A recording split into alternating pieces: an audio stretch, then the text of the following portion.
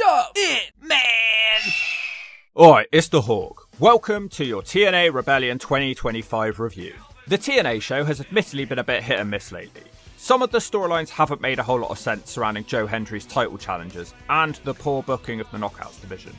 To be honest, most of my issues have been linked to the way the NXT talent have been used. Wrestlers just constantly turning up without explanation and then beating TNA talents, but that aside, there have been some good efforts made to get my interest. Which is why, for the very first time in this channel's history, I actually stayed up till 1 AM in my Hawk's nest to bring this video to you as quickly as I can flap my wings. I even had to ghost your girl to do this. TNA deserve my respect with their efforts lately, and for the first time in a very long time, I'm actually excited for a few matches on a TNA pay-per-view. We're in California in a sold-out arena. Who's going to win the feud between Santana and Ali? Will Moose lose the Ultimate X match? Will TNA take a big risk and give Tessa Blanchard the belt? And, for the very first time, will a WWE talent take a TNA belt? Here's your TNA Rebellion review, so quick that it flew. One thing I'm just going to breeze over is the pre-show, which I did actually watch, but I didn't want to. There's two matches on the pre-show. The first is a 6 women's tag. NXT girls JC Jane and I believe Jasmine Nix and Fallon Henry. I don't watch NXT, so I try my best. Lei Ying Lee teams with Xia Brookside and Rosemary. The story of the match is that everyone is scared of Rosemary, even though JC Jane just beat her on Impact recently. It's a short match and the action is frantic. The NXT girls win this match when Rosemary wants her partner to use brass knuckles, but she's too much of a goody two-shoes to actually use them, so she ends up getting hit with a shut up or I'll smack you one by JC Jane. Also on the pre-show, Elijah. That move from the WWE is going well for him then. He's doing an open challenge. As his challenger is announced, the commentary team scream, "Oh my god, it's him representing TMDK." My main thought about this was, who? It's Shane Haste. After doing some googling, he was part of the WWE faction Retribution.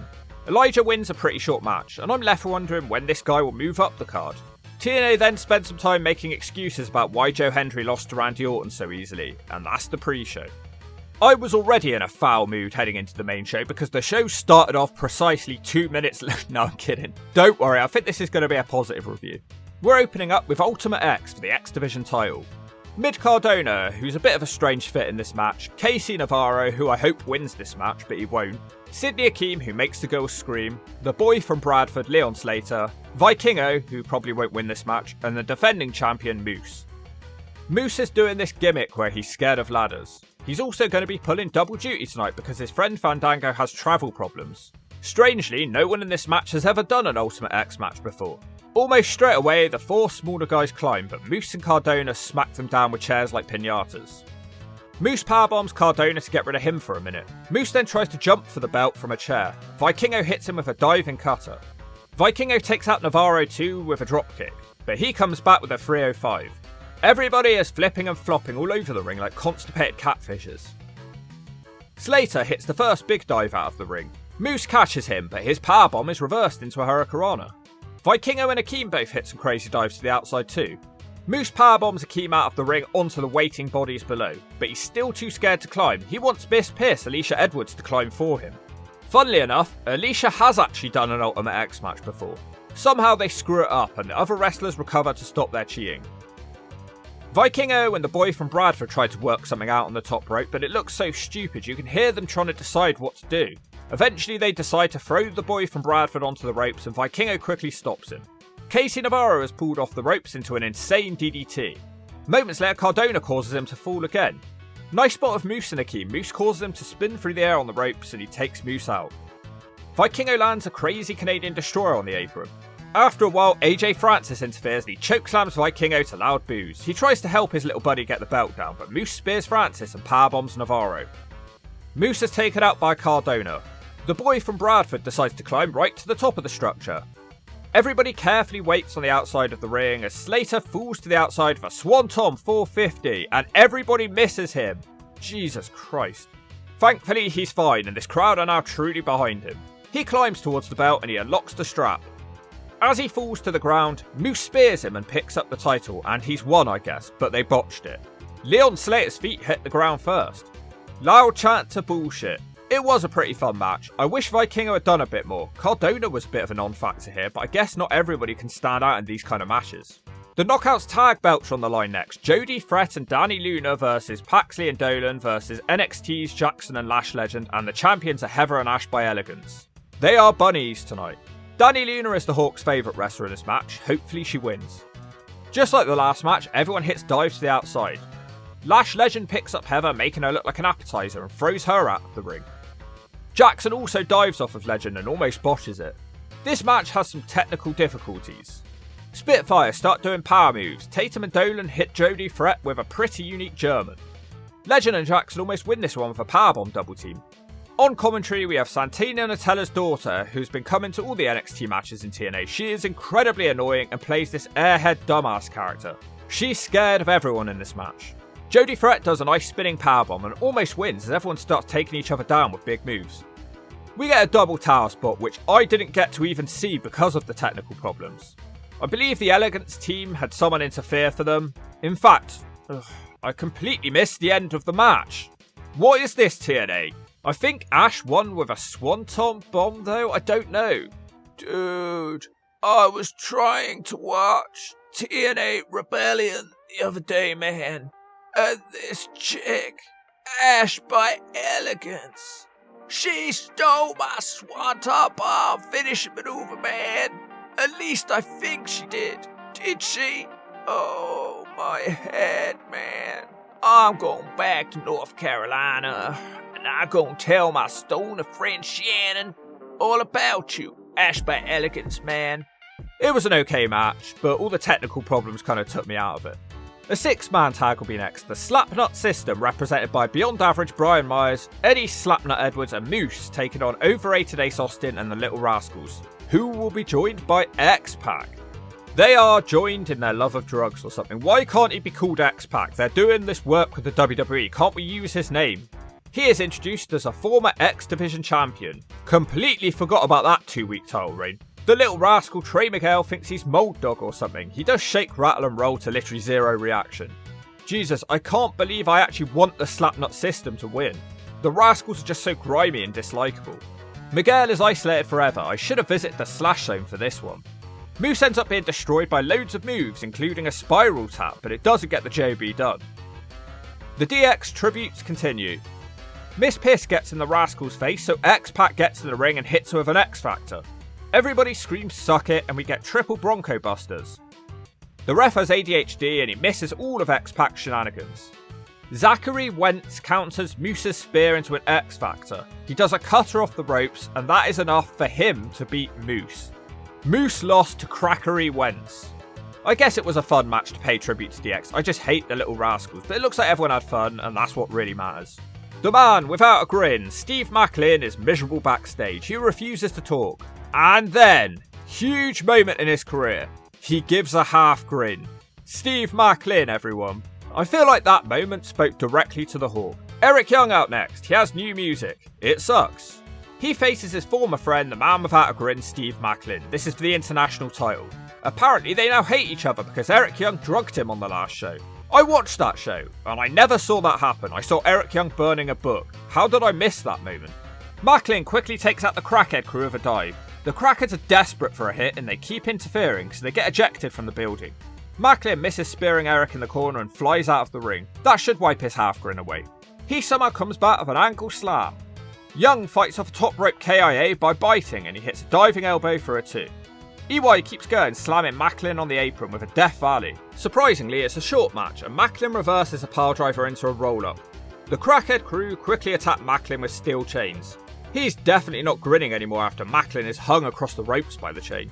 It is finally time for the match that pretty much made me stay up all night. This has been one of the best feuds in wrestling this year, but because it's TNA, people probably didn't bother paying attention to it. Before Mustafa Ali's entrance, there is a traditional dance. It's all happy, and it does not fit in with the seriousness of this upcoming match.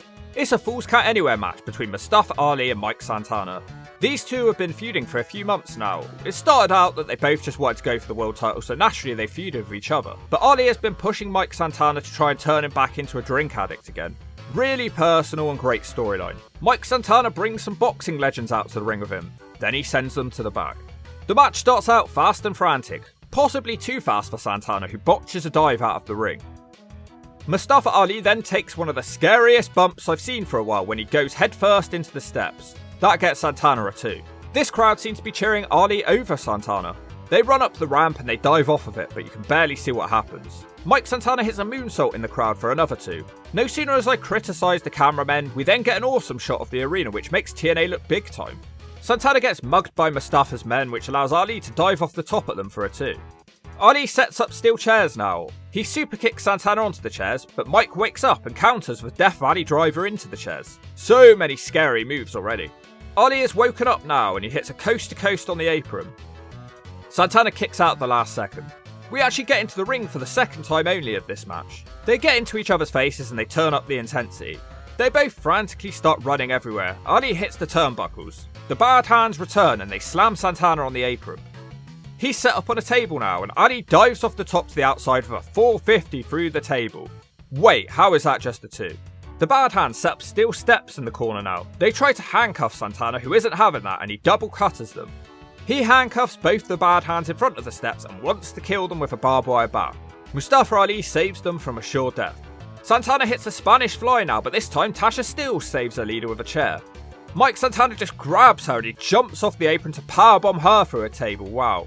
Ali is back in control. The bad hands are still comically set up, dumping in their nappies with fear. Ali and Santana end up on the top of the steps. Mike hits a super duperplex through the table. And no, it's still not the 3. Ali sort of hits Santana in the face with a barbed wire bat and I think he gets caught in his haircut. Ali makes the bad decisions, get distracted messing with the crowd. Mike blocks his next bat shot and hits spin the block. That's the match. What a match it was. It did not disappoint. My 2 favourite guys put on a great show.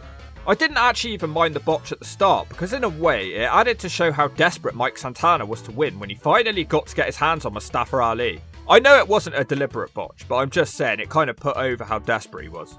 The greatest TNA match I've seen for a while. It did seem a bit silly for Santana to bring boxers out to the ring with him only to send them away and then he proceeds to have to face 4 people at once. Guess he wanted to kill everybody. The Knockouts title is on the line next. It's Tessa Blanchard in an extra small swimming trunks getting loud boos. TNA aren't really going to do it, are they? I can't wait to see the fan backlash if she captures the Knockouts title. The champion is Masha Slamovich, who instantly dives out of the ring at Tessa. She hits a knee strike and tries to steal a quick win. The snowplow follows for another 2. The crowd start chanting she's a racist. Tessa looks a bit like Gail Kim tonight. Tessa slowly controls the match for a while, working on Masha's legs. It's actually a bit of a weird change of pace after the last match. It feels slow and the crowd are restless. Maybe they should have switched these matches. Tessa finally counters a move with a Canadian Destroyer. They of course no-sell that and Masha hits a code red. She uses a German suplex to try and weaken her further, but Tessa still has gas in the tank and she takes back over. Tessa lands a dragon screw and puts on a figure 4. She does kind of seem like the crowd are getting to her, or maybe it's the other way around. She can't make Masha tap and after a bit Tessa hits Magnum out the corner for a 2. This crowd are just determined to distract from the match. There's a beautiful exchange of reversals now against the ropes, ending with Masha hitting a powerbomb. Blanchard comes back with a cutter and a buzzsaw DDT, and Masha once again kicks out. Now there's a fight on the top rope. It ends with Masha hitting a Death Valley Driver and a knee strike, but just a 2. She moves straight into an armbar, and surprisingly, Blanchard taps out. This was okay, but we haven't really reached the levels of Jordan Grace we were getting. I doubt this feud is done though, because TNA doesn't really have another woman built up to be in the main event. The crowd didn't help with this one. They weren't interested. It was a bit like the recent Unbreakable show. After the insane violence match, they didn't care about the following match. But we've still got 2 more matches to get through. The tag titles are on the line next. Dolph Ziggler recently turned heel because he was tired of the TNA roster bullying his brother, who was being a heel, so Dolph joined him. Dolph took out Matt Hardy, and they want a brothers versus brothers match. Right, the Zigglers versus the Hardys. Matt gets us started with a DDT on Dolph. The crowd are fully awake for the Hardys, so I think it's just because it was Tessa Blanchard, maybe? The Zigglers have Matt isolated. Things change when Jeff has the tag. He almost beats Dolph with the Whisper in the Wind, and again with a twist of fate. The Hardys give Dolph a plot twist, but Ryan Nemeth again breaks up the pin. Ziggler hits a Famouser on Jeff for a 2. The crowd are fully behind the Hardys. Matt manages to stop the referee counting his own team's pin after a flurry of moves. Wow, now it's a twist of fate to Dolph. The Nemeths have literally hardly landed a move. Ryan breaks up a Swanton bomb, and he bat body drops Matt across a chair. The ref didn't see it. Dolph hits Jeff with a low blow in the danger zone, and that's the 3. The crowd are livid, but the Zigglers are the tag team champions now. Not a great match. The Hardys are very old now. Time for that last WWE run before you head off into the sunset. Ryan Nemeth knocks the old EC3 hat guy over in the crowd. Just a world title match left. The challengers are Frankie the Future Kazarian and All Ego Ethan Page from NXT. You know, if a WWE talent is going to win a TNA belt, I could see it being Ethan because he has an affinity with TNA. People might not shit on it too hard. It's not like if Roman Reigns walked into TNA and took a belt. Joe Hendry, the champion, of course. Just like every match, we start with a dive. It's Hendry, bad shoulder and all. Kaz seems to be making a good start. He comes close with a double pin off suplexes. He also hits a double leg drop for some more twos. Kaz is stopped when he's power slammed into Hendry. After some more reversals, Hendry hits a tower spot. Kaz takes him out with a guillotine leg drop. Then, completely out of nowhere, Page overhead suplexes Kaz into the timekeeper. He also hits a draping DDT to Hendry. It should be over, but instead he sets up a table. He looks to powerbomb Hendry, but for some reason Kaz breaks it up with his little piss cup to the gut. Back in the ring and Kaz gets a 2 off a slingshot DDT. Then they manage to botch a fade to black. Fortunately, it's not the finish. Kaz gives Page a backstabber, who responds with a front stabber. Hendry is awake now though, and he hits an ankle slam.